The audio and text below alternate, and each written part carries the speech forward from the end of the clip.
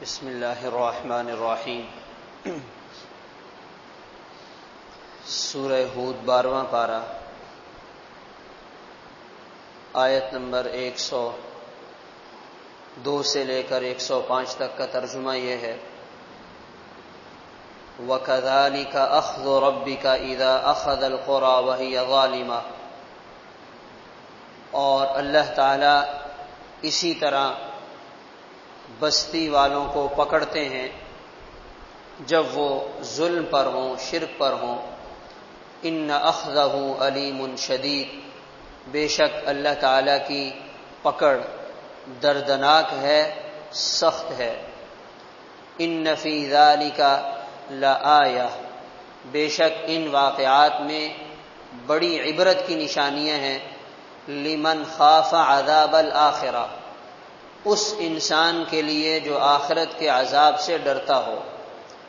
ذالک یوم مجموع لہ الناس، اور یہ ایسا دن ہوگا جس میں تمام انسانوں کو جمع کیا جائے گا۔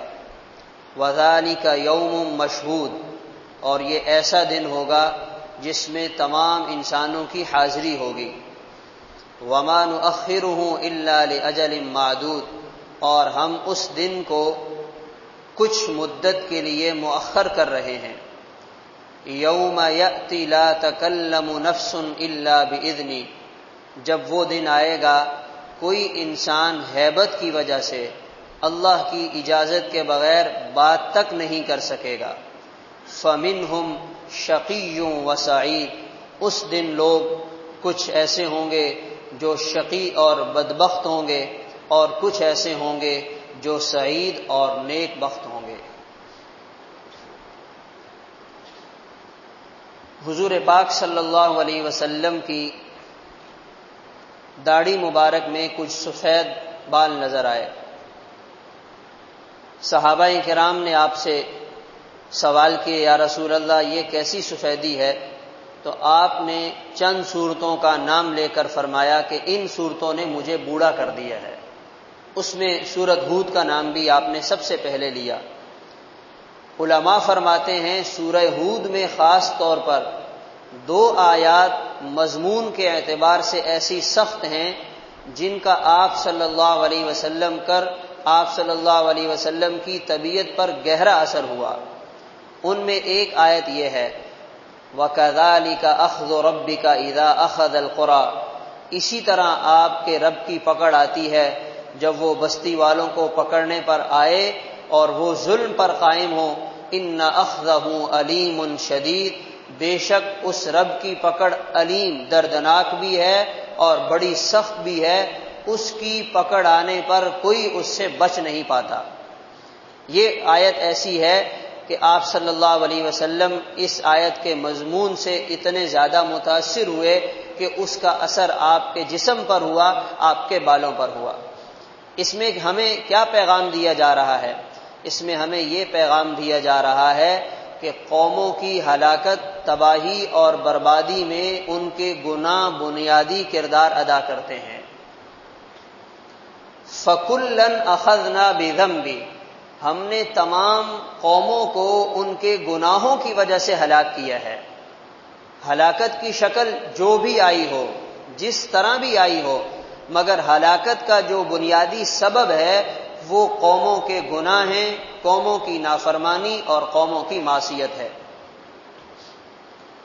پھر اس کے بعد ایک ہے انسان کا کبھی کبھار گناہ کر لینا اور اس کے بعد معافی مانگ لینا، یہ ایسا جرم ہے جس پر اللہ تعالیٰ معاف فرما دیتے ہیں۔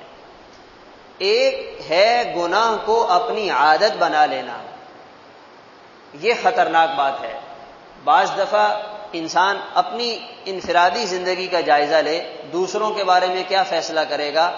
بعض گناہ ایسے ہوتے ہیں جو بالغ ہونے کے ساتھ چلتے آ رہے ہوتے ہیں، 20 سال ہو گئے، 40 سال ہو گئے، بڑھاپا آ گیا، مگر وہ گناہ چھوڑنے کے لیے تیار نہیں ہے اور وہ گناہ چھوٹ نہیں پا رہے۔ ایسے گناہ زیادہ خطرناک ہوتے ہیں۔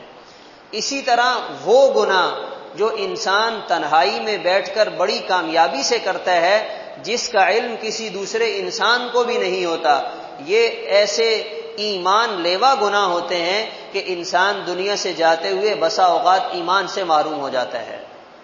ایسے گناہوں سے بچنا چاہیے۔ پھر ہم جس زمانے میں جی رہے ہیں، گناہوں کی اس سے ایک اگلی شکل ہے، گناہ انسان کرتے کرتے اتنا جری بن جائے کہ وہ گناہوں پہ فخر کرنا شروع کر دے۔ یہ اس سے بڑی ہلاکت والی بات ہے۔ انسان کے لیے گناہ فخر کا ذریعہ بن جائیں، اور بڑے فخر کے ساتھ، بڑی جرت کے ساتھ اور بڑی ہمت کے ساتھ سر عام کھلم کھلا نافرمانی کیا جا رہا ہے، اور اس پہ بغلیں بجا رہا ہے کہ میں تو بہت اچھا جا رہا ہوں۔ جیسا کہ ہمارے ہاں فلموں میں، ڈراموں میں، ٹی وی میں، ان تمام چیزوں میں یہ انداز اختیار کیا جاتا ہے کہ گناہ بھی کرتے ہیں اور گناہ کو اپنے لیے باعث فخر بھی سمجھتے ہیں۔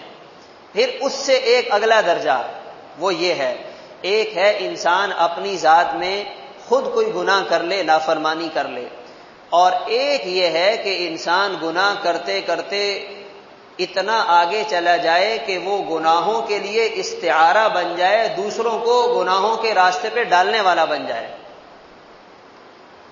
ایسا نافرمانی کے راستے پہ چلا کہ صرف خود گناہ نہیں کر رہا، وہ پوری قوم کو گناہ کے راستے پہ چلا رہا ہے۔ اور ایسے لوگ در حقیقت آج کی اصطلاح میں کہا جائے تو سب سے بڑے دہشت گرد ہیں۔ جو آج کی دنیا میں جو یہ لفظ استعمال کیا جاتا ہے نا، دہشت گردی، تو اگر قرآن کی نگاہ سے اگر ہم دیکھنا چاہیں تو آج کے دور کے سب سے بڑے دہشت گرد وہ ہیں جو قوم کو گناہ کے راستے پہ ڈال رہے ہیں۔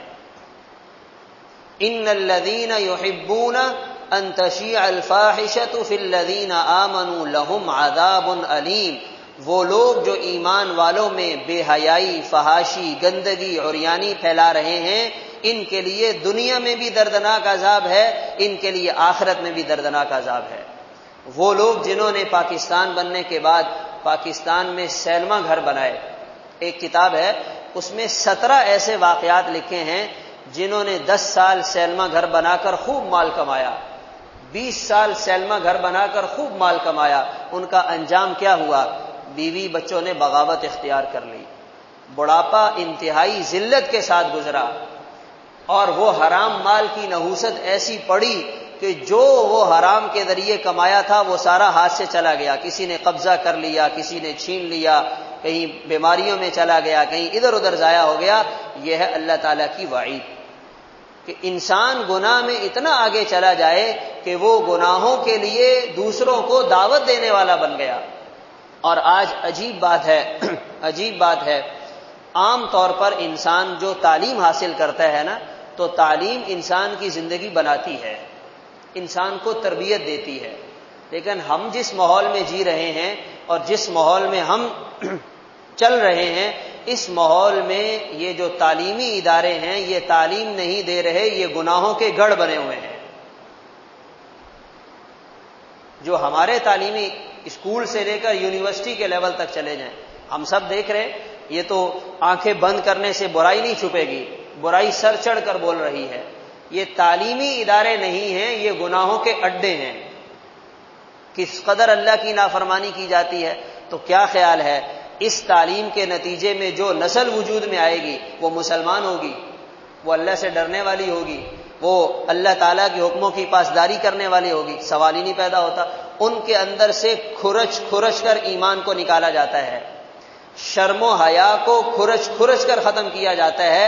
پھر اللہ کا یہ جو فیصلہ ہے وَكَذَلِكَ أَخْذُ رَبِّكَ إِذَا أَخَذَ الْقُرَى وَهِيَ ظَالِمَةٌ، بعید نہیں کہ کہیں ہماری پاکستانی قوم اس فیصلے کے اس کی لپیٹ میں نہ آ جائے۔ تنبیہات تو اللہ کی طرف سے آ رہی ہیں مسلسل۔